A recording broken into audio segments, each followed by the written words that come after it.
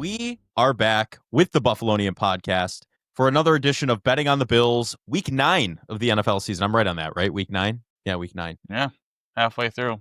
Halfway through. The trade deadline is fast approaching, like 4 days until we're there. So it'll be interesting. But of course, it is Chiefs week. It's been the big story of the week. Mahomes coming into town, Travis Kelce, Andy Reid, the whole gang to take on Josh Allen, James Cook, McDermott, and the Buffalo Bills. It's a week we look forward to every year. They're almost divisional opponents at this point. Like, I feel, play them twice a year on the regular one in the playoffs, sure, but like they're very close to a divisional opponent at this point. And guess what? They play again next year, regardless of what happens in the division.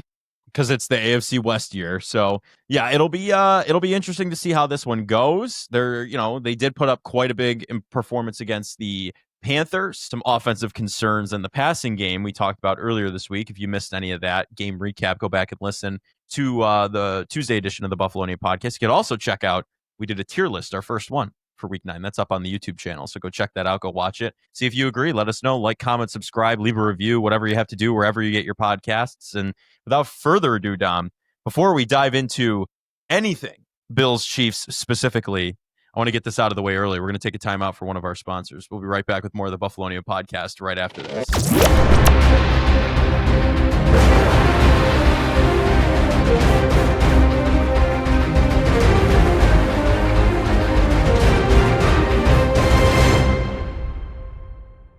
Welcome back to the Buffalonian Podcast. It's Chiefs week. We're looking forward to it. It's a big matchup every year in Buffalo, right this time.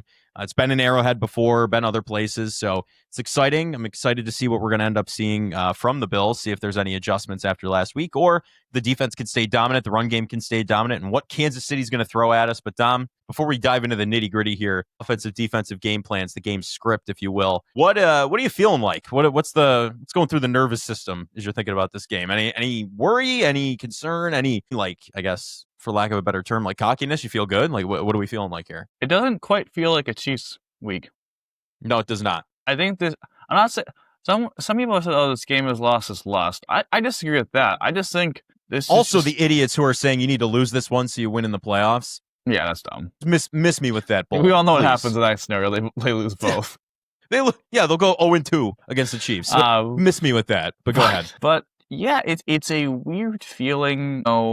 The 2020, when they first met, that was that weird kind of COVID. They got screwed from the Titans. I think that was supposed to be a Thursday night game and ended up being like that was weird. 21, like the Chiefs were like 2-2.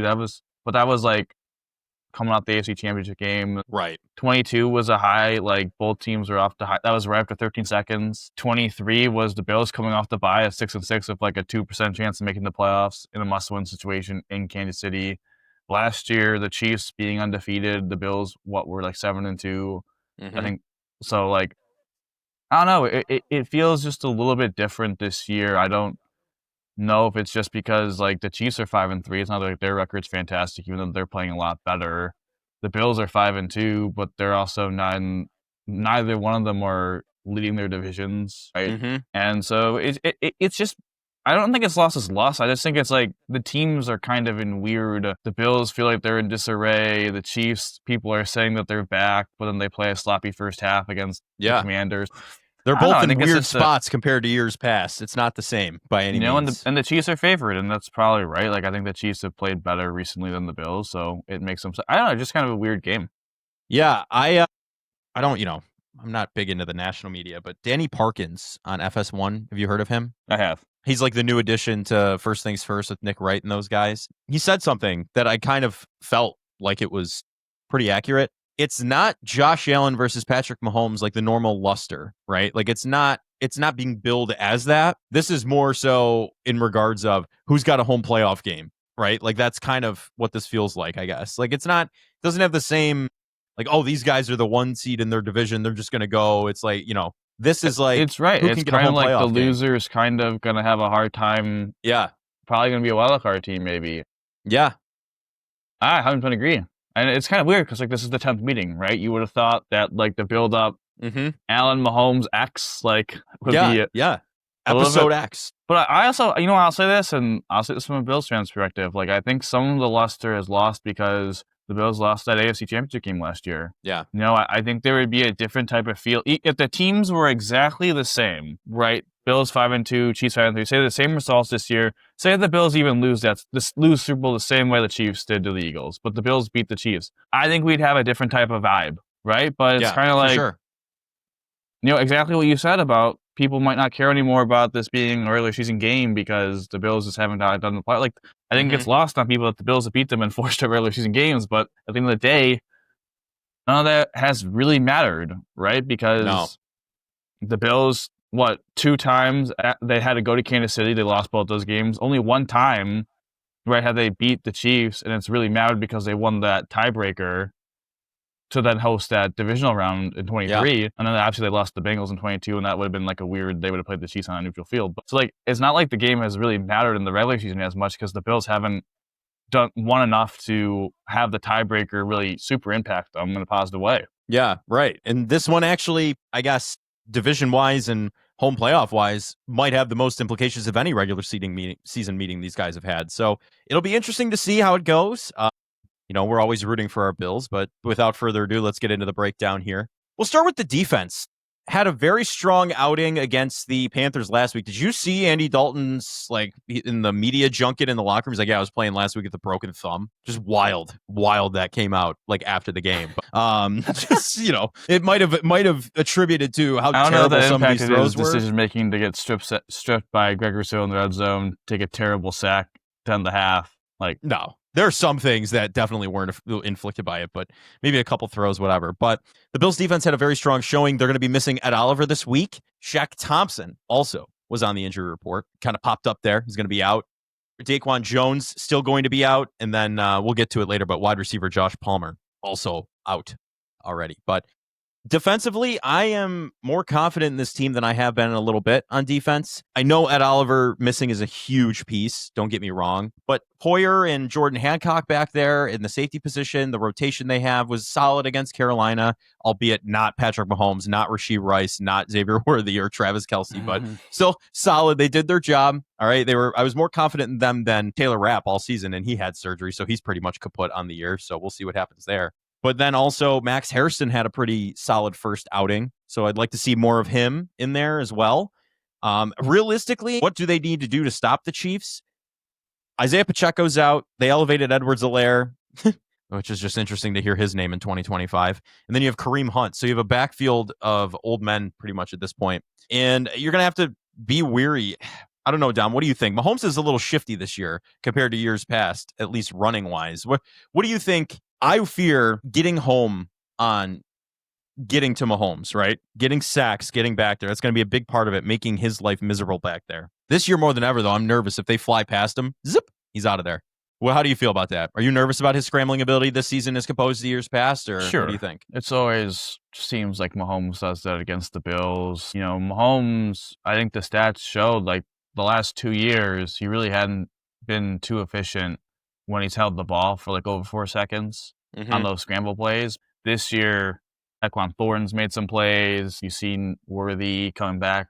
Travis Kelce's made some plays. So it's a different beast. I think Shaq Thompson's an interesting loss, right? I think you can make the case that he's been their best linebacker, but now you get your captain and Matt Milano, who has a ton of game experience, back. I think Dorian Williams played well last week, so I'm okay with him being in that third linebacker role. So with the linebackers, I want to see what does Bedard get more motivated. He kind of sat last week. People were saying he got benched. I don't think he got benched, but we'll see. No, there was an injury. They were being very, I guess. I want to see some type, let's be physical. Let's play downhill. A little more physical from Terrell Bernard. Let's see how the injuries are doing. But the D-line, I think the D-line does a pretty good job against scrambling quarterbacks. I've said that even with Lamar. They did a pretty good job of not really blowing past and screwing up, allowing him to kind of get into some rush lanes. So am I concerned about it? The only person I'm concerned about, truthfully, is Joey Bosa, because he has a habit of being a little greedy at times with the rushing and the defense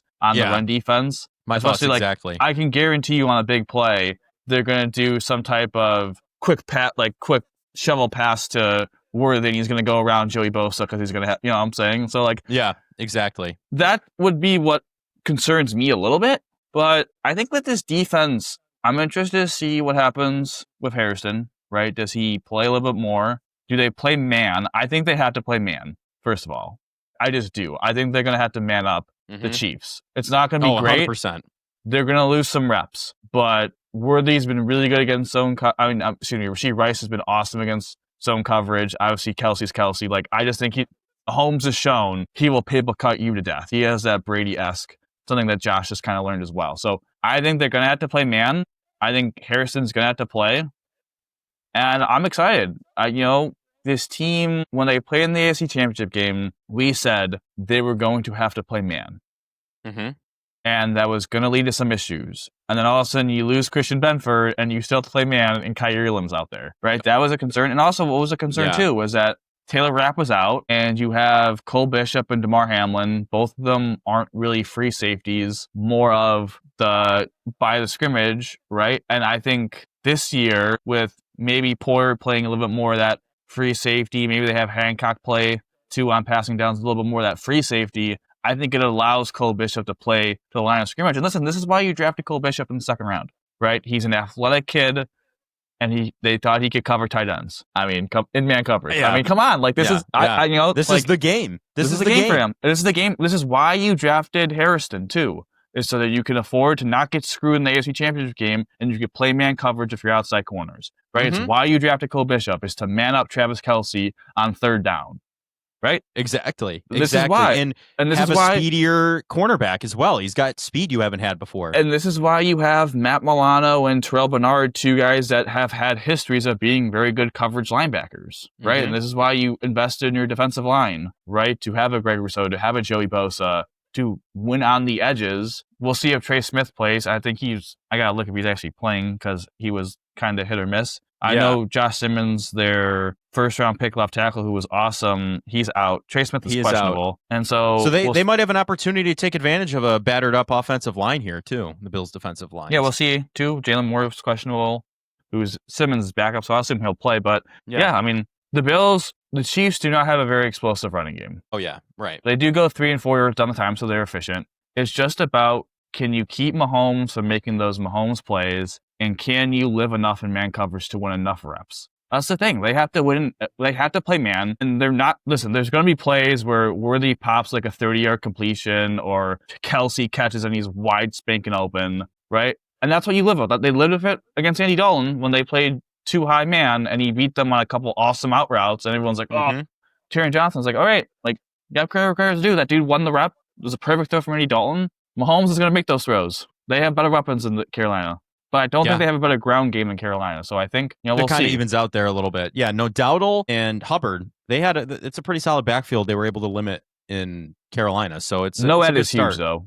No Ed is really huge, especially because what was the kryptonite? Again, we talked about last year's, about man coverage, and now they have Harrison and Bishop's maybe in a better role for him. What was Ed Oliver's kryptonite all those years going against those Chiefs team? Joe freaking Tooney. It was Joe Tooney. Every time. And Joe Tooney's not there anymore. But now nowhere's Ed Oliver.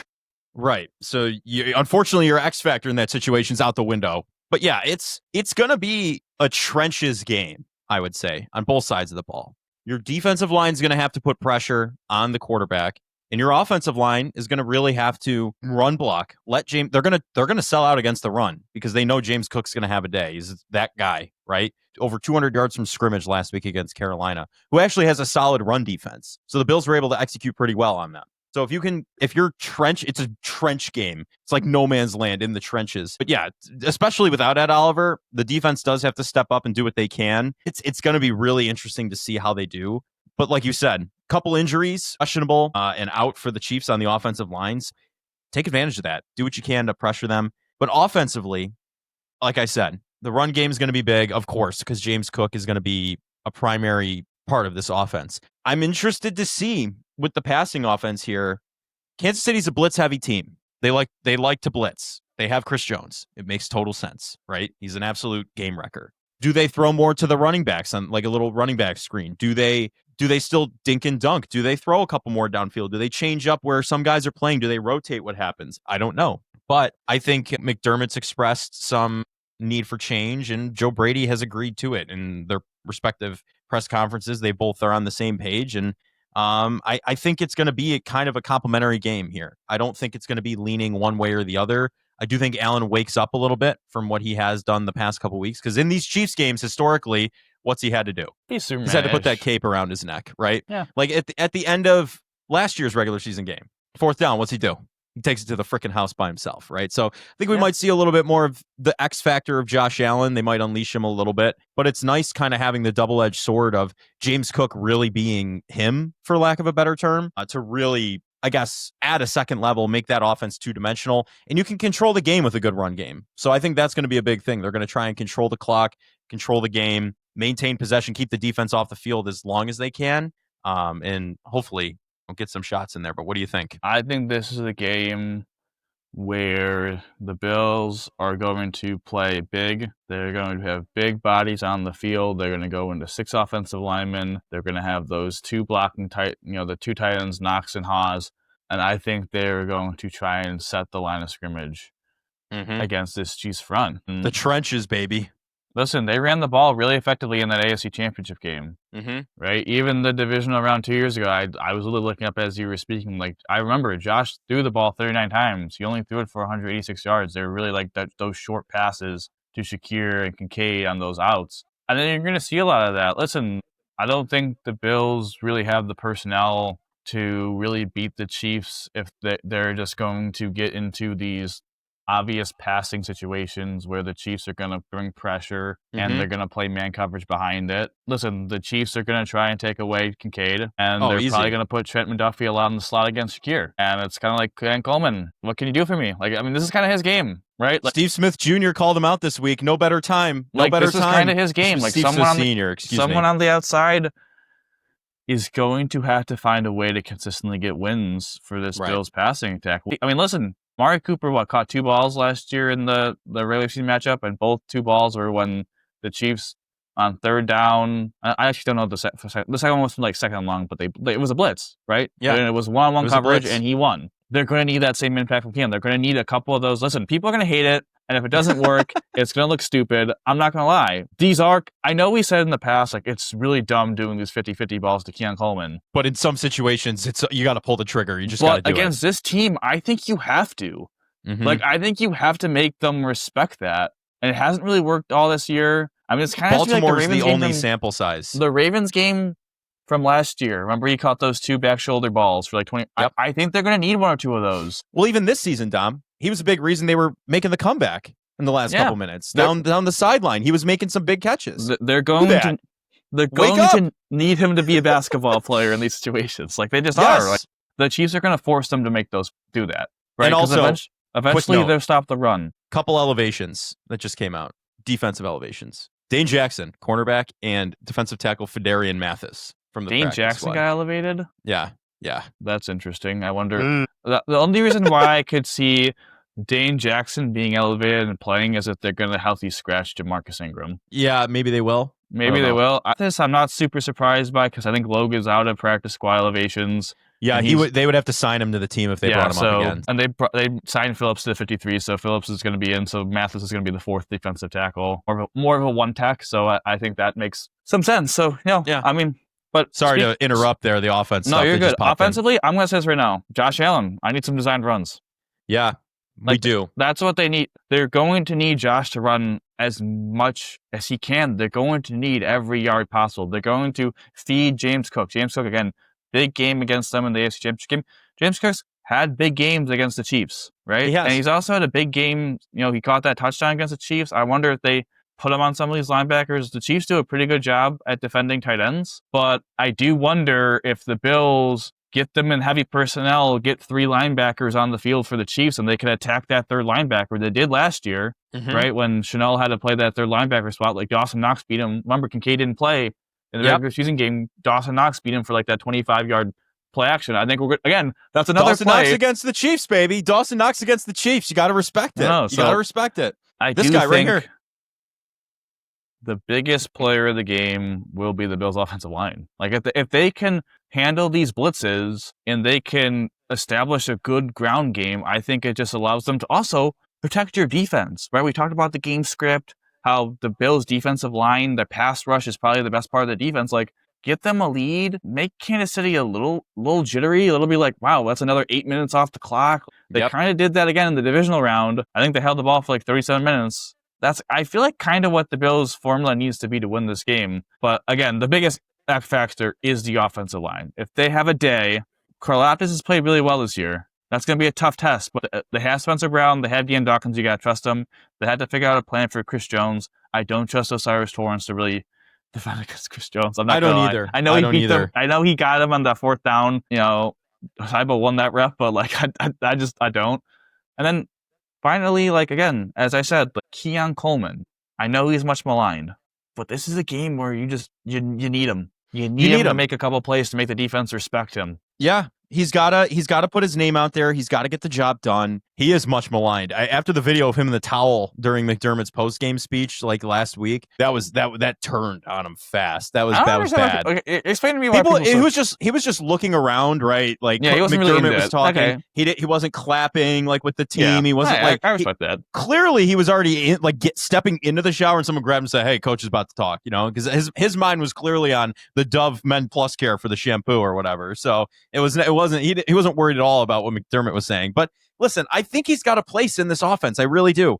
He just has to wake up. We've seen flashes of it. Can you just do it on the regular? That's the real question with him. He's made big plays. In the beginning of the season, like I said, big reason you came back against Baltimore. Can we see more of that against Kansas City? What we saw before he got injured last year, the Seattle game, the Colts, everything. Like, there are so many bright spots we've seen for a big contested catch guy. He just doesn't do it often enough. So if he could just be a little more consistent, that's it. But yeah, my big point to wrap up the offense was going to be, I want to see more Josh Allen design runs because they just work against Kansas City, and time to let the beast off the leash at this point. This is the beast game. Let him out. This is a beast game. 100%. 100%. I also think not to cut your point off, but I also think Josh Cran needs that in these type of games. Like, he's got to be him. He's got to be the dog. The AFC Championship game, because first play was the read option that he kept for like 4 yards, and then the next two passes really should have been intercepted. And I was like, settle down, buddy. Like, I'm gonna say this right now. Sorry to cut you off, but I'll ask you this question: would you rather the Bills get the ball first or the Chiefs get the ball first? Chiefs get the ball first. Don't say nothing with a double dip. Not double dip. No. I want the Bills to settle in. I think defense is going to be able to stop the Chiefs' offense. I want the defense out there first, because once you get, here's my mindset. If I'm on the sideline, right, and even when I swam, I just kind of thought like this. The second heat was always the faster heat. Don't get me wrong. But when you're out there watching the other offense or the other whoever playing whatever, like there's something settling about that. So like if the defense can get out there, show they can get a stop, that instills confidence in Allen.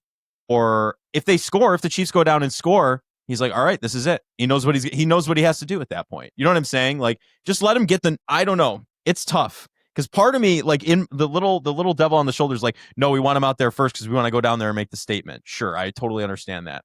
But I'm of the mind where, and it's not even just for the double dip purposes, I would always defer because you want to see what they have first. I'll say something controversial. Would you receive? Would you take it? I think if the Bills win the toss, they should take the ball. Just run down and score and be like, match me? I just think the Bills need a fast start more than Kansas City does. And if the Bills find a way, I mean, listen, 5 of their first 7 games, they've had an opening drive touchdown.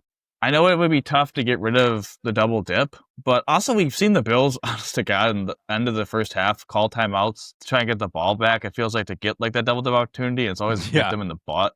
So like, I don't know. The timeout control for double dipping has never worked. I don't know. The reason why I might not do that is because I'd be just a little nervous that Josh is a little wound up, and if we go 3 and out like we did in the AFC Championship game, you look like a complete idiot. That's why I'm thinking of if you win the toss, defer, because it lets him just settle into the environment. Maybe it's that. I just don't want them to lose. I just don't want Kansas City to take the opening drive and score a touchdown. It might actually help though. Like, it might put a fire under their ass and be like, okay, like, this is what we're dealing with. This is what we got to go out there and do. Get them to chase. Like, how different is that Ravens game in the divisional round? Is if the Ravens took the opening drive, scored, and then the Bills had that 3rd and long, remember, and they hit Shakir.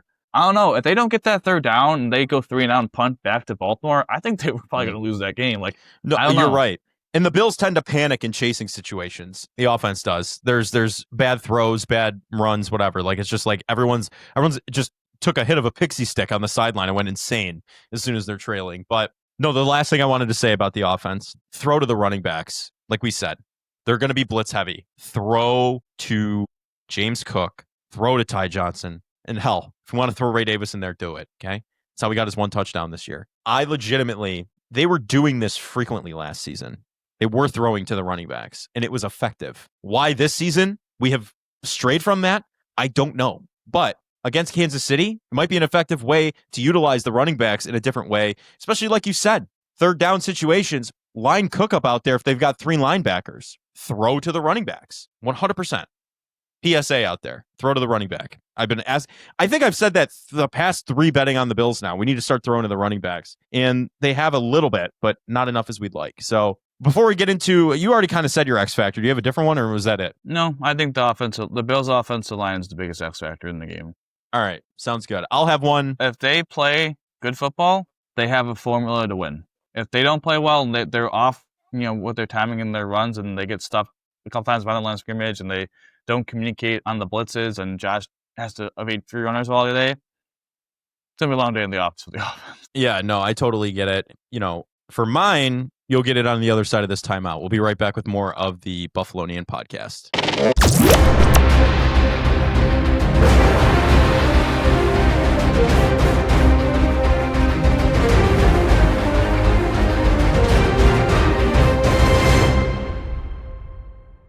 Welcome back to the Buffalonian Podcast. You heard Dom's X Factor. It's the Bills' offensive line. I gotta say, I might sound cliche. It might sound like a used towel. You know what I mean? Like just absolutely drowned out. Actually, it might not. I don't even know. I think Dalton Kincaid's going to have a big game. The tight ends, like you said, Dawson Knox has done well against the Chiefs. I know they put the 3 linebackers out there, but Kincaid has kind of been doing. He's been doing pretty well. I know he was injured. I know last week it wasn't what we really wanted to see out of him. Jackson Hawes got a couple looks though, and Dawson Knox did as well. I do think Kincaid does bounce back in this matchup and has a pretty good game against Kansas City. I think he's going to be able to make a couple big plays for the lads, maybe even in the end zone, get a couple touchdowns. Tight ends in the red zone for the Bills into the end zone against the Chiefs.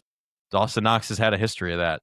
Let's see if it transitions to Dalton Kincaid. So I think Kincaid will be a big X factor for the Bills in the receiving game. But now for the MVP, I don't think for me, there's not a lot of conversation inner conversation in my mind here on what we're actually thinking. I mean, you might think differently, but it's got to be the MVP. It's got to be Josh Allen. For this team to really make a commanding victory, like you said, it's got to be designed runs with Allen. He's got to be clicking in the passing game. He's just got to be mentally in it the entire time. And all of that being said, there's not a reason he wouldn't be the MVP of this game. If all that goes their way, it was Allen. What do you think? I think the MVP of this game is going to be Groot.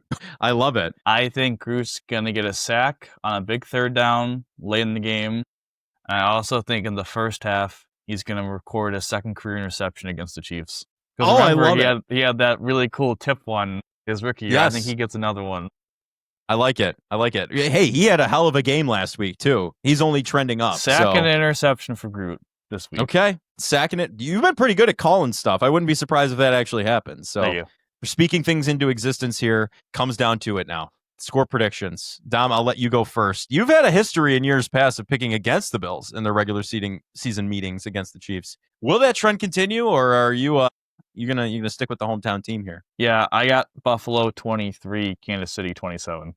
Oh, okay, you got the Chiefs winning. Listen, we had to be. I have as much bias as anyone. I feel like I'm pretty optimistic. I just think this is a tough test that, again, I still think the Bills have a good chance of winning because they're the home team. I don't know how well I would feel if they had to go to Arrowhead with this team. They were in Arrowhead, yeah. But I just think the way Mahomes is playing on offense, the Bills did force turnovers last week. Again, they're going to have to do it again this week. I just don't think they're going to stop the Chiefs enough punting the ball. I think they're going to have to take the ball away, and they could do that. I just think offensively, the Bills will be fine on the ground, but I just don't think it's good enough to stop the Chiefs from playing the way they want to play. And I don't think Keon Coleman, I don't know if he makes enough of the plays to get teach the Chiefs some respect in man coverage. So it pains me, but you know what? You're right. And I usually have the Chiefs in these matchups in the regular season, and usually I'm wrong. So I guess we'll hopefully continue that trend. Yeah, we'll keep the trend. I'm going to be honest with you. The game script we've kind of painted here with our predictions, like what the Bills need to do. I know Coleman is a big question mark on whether or not he's actually going to show up. I do think this is going to be a close contest. I really do. I have the Chiefs 24 and the Bills I have at 27 with a buzzer beater field goal from Matt Prater. We didn't talk about him. He's kind of a little gimpy. He's a little gimpy, but he's going to be good to go. We're good. We don't have to worry about him. We'll see, man. He warms up and he pulls his calf. What the hell happens? Ray Davis. Hey, you know what? 27-24 Ray Davis buzzer beater. That's what happens. Okay. Yes. He hasn't done anything on the ground this year, but he's gonna freaking win the Chiefs game. We said the 24 draft class, Cole Bishop, Keon Coleman at the big gates. Why not Ray Davis? Yeah, throw him in there. Game winning kick from Ray Davis. Knocking on wood that actually doesn't have to come to that. I'd feel a lot more comfortable with Prater there. But sure. I do think there is a good chance the Chiefs win this game. Just from what we've laid out, though, throughout the episode, I'm going to go with that game script because it's optimistic and the Bills win by 3. It'll be a good game, though. But that's going to do it, I think, for this edition of the Buffalonian Podcast, betting on the Bills. Wait, I'm sorry. I got to stop you 1 second. Okay. What are you looking at? I have a guest person that would like to make a pick. Okay. Go ahead. Peachin, come over here. Doesn't matter. Celebrity pick from Peachin. Celeb pick. What are we looking like here? If you're not picking the Bills to win this game, and you pick the Chiefs, like in like a league or like fantasy, then the person sitting next to you. The person next to you picked the Chiefs, right? What? Dom picked the Chiefs. You know that, right? I'm calling him out. Why would you do that? I had to be real. Just drop your prediction. Drop your prediction. I'm curious. Bills versus Chiefs? Yeah. I think that we always play well against them in the season. I don't think it's been any different. Okay. I have a very What's the score, brother? The score? Drop the score. Yeah. We win. It's gonna be tough. It's gonna be a field goal. I'm talking like I said 27, and it came down to a Matt Prater game-winning field goal. I like that. I like within 3. Within 3? I obviously don't want to name a wrong score that can't ever happen. It could be anything. Safeties are 2 points. Any score could happen. Just name a score. It's going to be a field goal that decides the game. And if Matt Prater does it, or if we look over and Tyler Bass just puts on his jersey and goes, "I'll kick this one," and that might be the story we're going for here, is just the redemption of my boy T Bass. But without Ed Oliver and some substitutions, I heard Gabe Davis is not going to play this game. Gabe Davis will not be playing. No, he will not. He tweaked something else. Make or break we needed. I don't think so. But alas, I think it's going to be a Bills win over Chiefs. Could be a nail-biting game. It's never going to be an easy game. I would really like to see Travis Kelce get really, really mad, and then get kicked out for getting too mad. Okay, you want him to get ejected for getting so upset. Nice work. Celebrity score prediction. We didn't actually get a score from him though, but we got a game-winning field goal. 31-28. 31-28. Field goal fashion, like myself. Celebrity pick from Patrick. If you don't recognize him, he was on our schedule. Picking the Bills, and he picked them to go 17-0, so he's already failed at that. But without further ado, now that's going to do it for this edition of the Buffalonian Podcast. Let's beat the Chiefs. Let's get back into it. Let's look like there's some signs of life in the passing game. I'm very excited about this. We'll see. But Dom, how do we always end these, buddy? Go Bills, baby. Go Bills.